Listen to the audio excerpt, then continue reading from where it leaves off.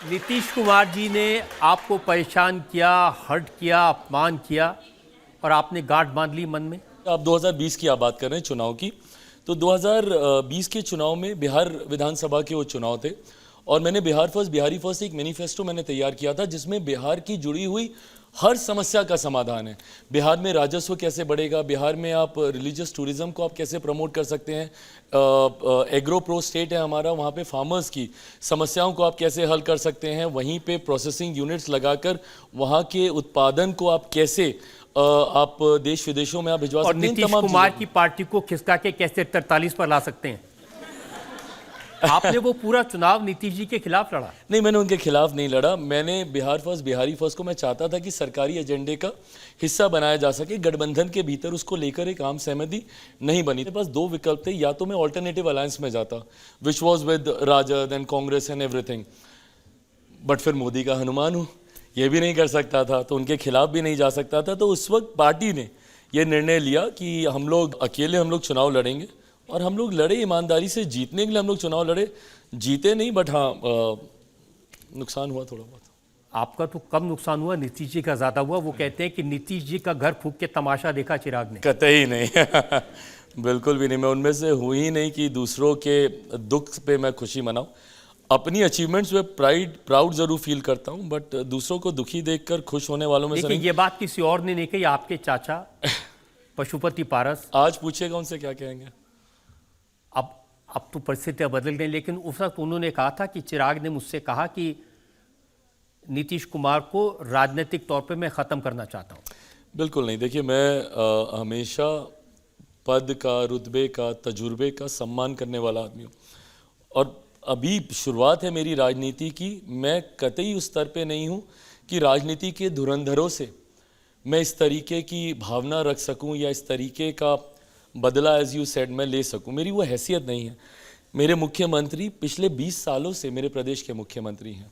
ऐसे में मैंने सिर्फ एक ईमानदार कोशिश की थी अपनी पार्टी को आगे बढ़ाने की, चुनाव लड़कर अपने पार्टी के विधायकों को जिताने की, जो उस वक्त नहीं हो पाया। बट ये बात सोच सच है कि आपने अपने चाचा से ये कहा कि बकवास बंद करिए, आपके खून में और मेरे खून में फर्क है। अच्छा, एक बार के लिए मैं चाहूँगा कि अब हम लोग अब अदालत में खड़े ही हैं, तो एक बार के लिए आप वकील की भूमिका छोड़ के मेरे गवाह बन जाइए, क्योंकि मुझे आपसे बेहतर कोई नहीं जानता। आपने मुझे, नॉट सेइंग कि आप उम्र में बहुत ज़्यादा, बट आपने मुझे लिटरली बचपन से देखा। आपको ऐसा लगता है, आप मेरी माँ को भी अच्छे से जानते हैं, पापा को भी आप अच्छे से जानते थे। आपको लगता है कि मेरे अंदर वो संस्कार हैं ऐसे कि मैं अपने बड़ों को अपमानित कर सकूँ। मैं मानता हूँ गुस्से में उस वक्त उन्होंने कई ऐसी बातें कहीं जो मुझे लगता है आज शायद वो रिग्रेट भी करते होंगे, क्योंकि वो बातें कतई सही नहीं थी। मेरे लिए मेरे पिता के बाद वो मेरे पिता थे। आप जानते हैं हम लोग जिस परिवार से आते हैं, हम लोग तो चाचा चाची ये भी नहीं बोलते, हम लोग तो मछले पापा, छोटे पापा, मछली मम्मी, छोटी मम्मी, बड़ी मम्मी, बड़े पापा, यही हम लोग बोलते हैं।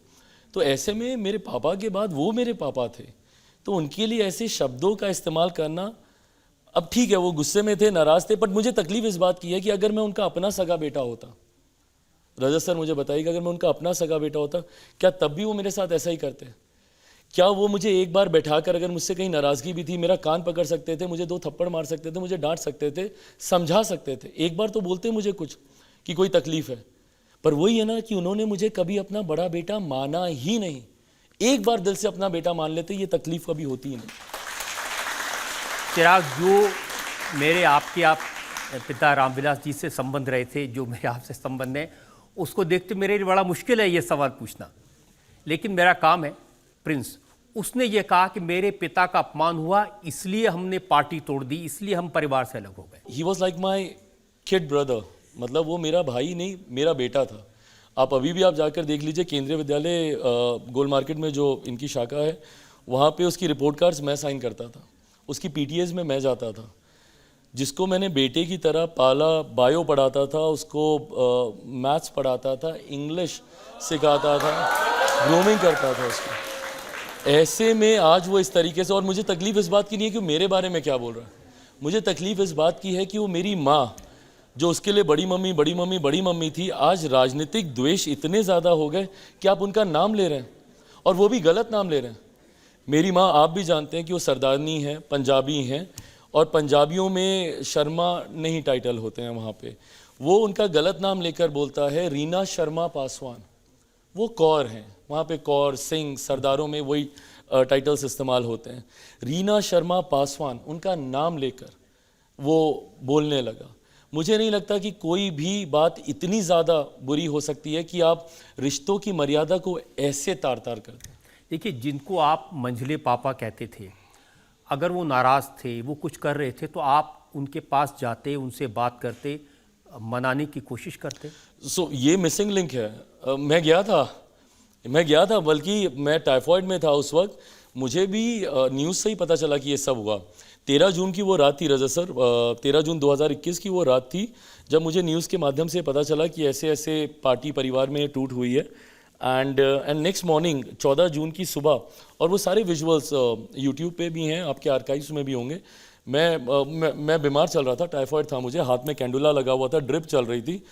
एंड मैं गया उनके घर पे, और लगभग 1.5 घंटे तक मैं घर के बाहर, कौन सा घर? वही घर जो मेरा था, जिस घर के आंगन में मैं खेलता था, हक से जाता था, दरवाज़ा खुलता था, बैठता था, खाता था, आज उसी घर के दरवाजे मेरे लिए बंद कर दिए गए थे।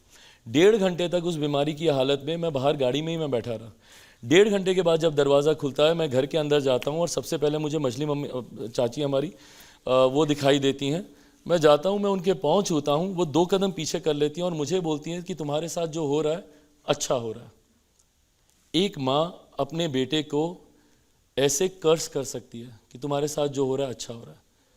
मैं तो उस दिन अपना सब कुछ देने ही गया था। मुझे बस ये था कि भाई आप परिवार मत तोड़िए, पार्टी मत तोड़िए। पापा ने बहुत मेहनत से, खून पसीने से इसको सींचा है। अगर लगता है मुझसे ही कहीं गलती हुई है तो मैं सब आपको देने को तैयार हूँ। मैं तो गया ही था छोटा बनकर, पर उस वक्त भी उन्होंने दरवाजे मुझ पर बंद कर दिया। रामविलास जी कभी नहीं चाहते थे कि परिवार टूटे, पार्टी टूटे, और उन्होंने जीवन भर इसकी कोशिश की थी। और उनके जाने के बाद इस भूमिका को मेरे चाचा जी को ही निभाना था। उनके बाद परिवार के, और हम बिहारी परिवार के लोग हैं, हमारे यहाँ घर के बड़े ही ये सब फैसले लेते हैं। तो ऐसे में उनकी जगह उनको इस जिम्मेदारी को निभाना था कि पार्टी को एक रखते, परिवार को एक रखते। तो मुझे लेकिन अब इस लगता नहीं। पूरे प्रकरण के दौरान आपकी माँ ने कोशिश नहीं की उन लोगों से बात करने की? So this was even more hurtful. ज़्यादा तकलीफ इस बात की हुई, मेरी माँ जिनसे मुझे शिकायत रहती थी कि आप मुझे कम प्यार करते हो, अपने देवरों को, भतीजों को, उन पे आप ज़्यादा इन्वेस्ट करते हो, क्यों? मुझे इस बात की तकलीफ़ रहती थी। मेरे लिए मेरे चाचा उनके बेटे ही थे। कोई दिन ऐसा नहीं जब भाभी भाभी भाभी भाभी भाभी करते वो घर नहीं आते थे। और आज वही भाभी चिराग की माँ हो जाती हैं। उनके सारे इंटरव्यूज़ में चिराग की माँ, चिराग की माँ, चिराग की माँ। मतलब कैसे ये रिश्ते बदल जाते हैं एक दिन में। सालों तक, दशकों तक जिस लेडी ने आपको एक बेटे की तरह प्यार किया, आपको, आपके परिवार को संभाला, आज 44 साल हो गए, पापा आज होते 45 साल हो गए होते इन लोगों की शादी को, और पिछले 44-45 साल से एक माँ बनकर मेरे चाचाओं को उन्होंने संभालने का काम किया, उनके परिवार को संभालने का काम किया। और आज जब वो आपको फ़ोन कर रही थी, उस पूरी रात वो लेडी सोई नहीं है एक मिनट भी। पूरी रात फ़ोन करती रही कि 1 मिनट ले आ जाइए पारस जी, 1 मिनट ले आ जाइए, हम लोग बैठ के हम लोग सारी चीज़ों को ठीक कर लेंगे। कोई चीज़ ऐसी नहीं है जो बातचीत से हल नहीं हो सकती। एक बार वो नहीं आए, और उसके बाद वही भाभी चिराग की माँ बन जाती है। और मैंने तस्वीरें देखी, आपको घर खाली करना पड़ा, वो घर जिसमें बरसों रामविलास जी रहे थे। मतलब मेरी तो और कोई मेमोरी ही नहीं है ना उसके अलावा। मैं 82 बॉर्न हूँ, 89 में मैं उस घर में गया था, और 7-8 साल की मेरी उम्र थी, और अब उससे पहले का तो किसी को क्या ही याद रहता है। तो मेरी जितनी भी यादें हैं वो उसी घर की थी, और 34 साल मैं उस घर में मैं रहा हूँ। तो जिनके आप हनुमान थे उन्होंने मदद नहीं की आपकी? आई डोंट नो, मैं मदद की अपेक्षा भी दूसरों से रजा सर कैसे ही रखूं और क्यों रखूं? क्योंकि लोग तंज कर रहे थे, बड़े हनुमान बनते हैं। मेरे अपनों ने ही मेरा साथ नहीं दिया ना इसमें। मैं दूसरों से तो उम्मीद तब रखता जब मेरे अपने मेरे साथ रहते, और मैं डंके की चोट पर इस बात को मैं बोलता हूं कि अगर मेरे अपने मेरे साथ खड़े होते, दुनिया की कोई ताकत नहीं है जो मेरे परिवार, मेरी पार्टी को तोड़ सकती थी। कोई ताकत नहीं। धोखा मैंने अपनों से ही खाया है। मेरा अगर अपना सगा खून, मेरा भाई मेरे साथ होता, मेरे पिता तुल्य, मेरे चाचा मेरे साथ होते, तो मैं किसी दूसरे के सामने क्या ही उम्मीद लगाऊं। But having said it all, मुझे लगता है अब गंगा से बहुत पानी बह गया इन सब चीज़ों को लेकर। मैं बहुत आगे निकल आया हूं, वो बहुत दूर चले गए हैं। चिराग, इस आंधी में सब कुछ उड़ गया, घर चला गया, पर ये चिराग बुझा नहीं है। कुछ भी हो गया हो, इस आंधी में चिराग नहीं बुझा है। ये पार्टी चली गई, सिंबल चला गया, तो कैसे वापस खड़ा कर दिया आपने पार्टी को?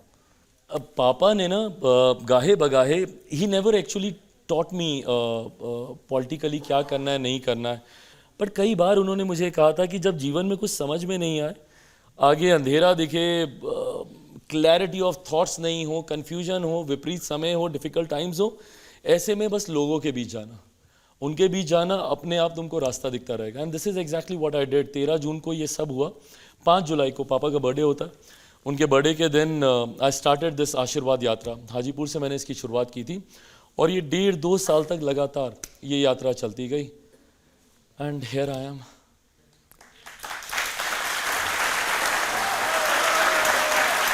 पब्लिक से 1-2 सवाल हम ले सकते हैं। मेरा आपसे प्रश्न ये है कि जब आपके संकट के दिन थे और आपकी पार्टी एक तरह से टूट ही गई थी, तो क्या ये सच है आपके दोस्त तेजस्वी यादव ने उनकी पार्टी आरजेडी में आपको शामिल होने का प्रस्ताव दिया था?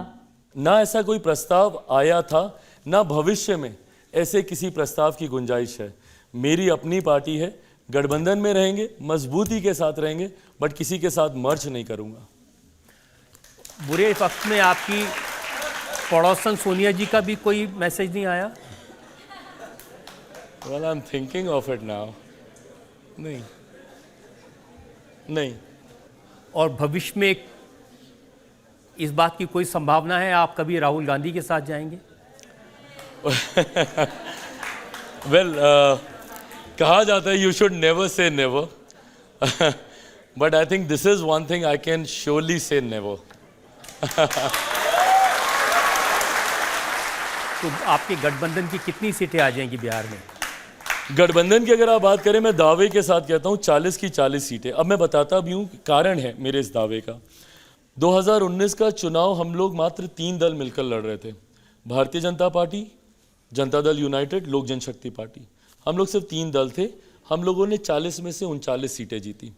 2 और ऐसे मजबूत दल जो 2019 में विपक्ष के साथ थे, आदरणीय जीतन राम मांझी जी की पार्टी, आदरणीय उपेंद्र कुशवाहा जी की पार्टी, ये 2 दल आज की तारीख में हम लोग के गठबंधन के साथ आए। तो जब 19 से ज़्यादा ताकत हमारे गठबंधन की 2024 में बढ़ी है, तो ये मेरे विश्वास को बढ़ाता है कि जो एक सीट पिछली बार हम लोग चूक गए थे, किशनगंज की सीट, वो भी हासिल करेंगे और 40 की 40 जीतकर 400 प्लस सीटों में बिहार का ये योगदान है।